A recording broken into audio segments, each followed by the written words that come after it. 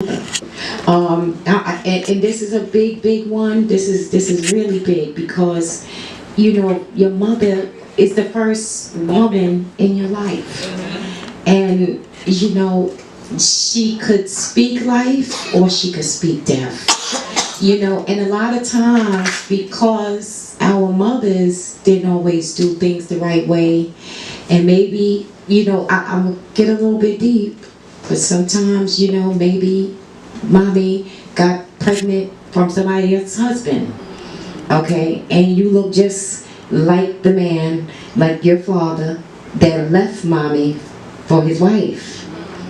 So you more than likely going to be the son that mommy can't stand, because you just a constant reminder of the man that left her, even though you're her son, you're not her husband. But because mommy didn't forgive, every time mommy sees you, and you could be in a marriage, but mommy just sees your daddy when she sees you.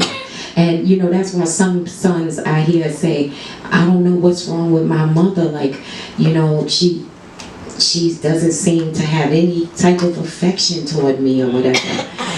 More than likely it's a daddy issue, even though daddy could have been dead for a long time. So these are things that some of the men are dealing with too, ladies, that cause some of the issues in our relationships that we have. It's like it's a lot of healing that need to take place even with the men, because one of the things as I began to prepare for this conference, what came to me through the Holy Ghost was the men are just as much as victims as we are, ladies. They're a product of what they know, what they came from. And it's like how are they expected to change, when they have the people that's the authority in their life. Like some of them have had fathers that be like, yeah man, what? You didn't go home last night? Just go home and take care of her. She'll be all right. She'll shut up. Instead of, they didn't really have an example.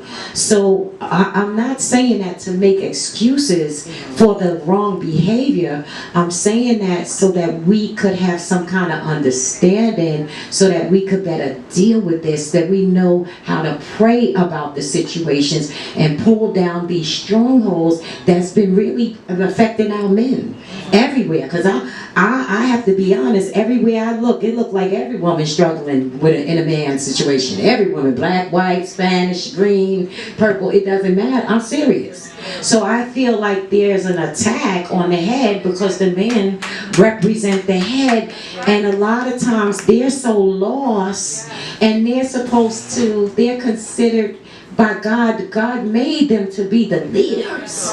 And a lot of them have abdicated their throne because no one has ever showed them how to do this. There was no example to show them how to do daddy. There was no example to show them how to do husband. So no wonder they're dysfunctional. Their husband, wait, how this go? You are husband and you are father, but you more of the husband to your daughter than you are to your wife. See, that's twisted. You know what I'm saying? See, when you start to see stuff like that, it's dysfunctional. It's not laughing at anyone. It's bringing out stuff that we don't talk about. We have to think about, like I said, the foundation of cultivating and enriching and fulfilling life is you got to get to the bottom of things. Yes. You really do. You can't keep sweeping stuff under the rug. How long are we not going to discuss this? No, we need to discuss this, because this is what's eating our breakfast, lunch, and dinner. And I don't know about you, but I'm not settling anymore for a lifeless relationship. I want one full of passion. I really do. Passion. I want to be able to let go. Something that I don't think that I've ever been able to do. I'm being very honest, okay? I'm being very, very honest. Very honest, okay?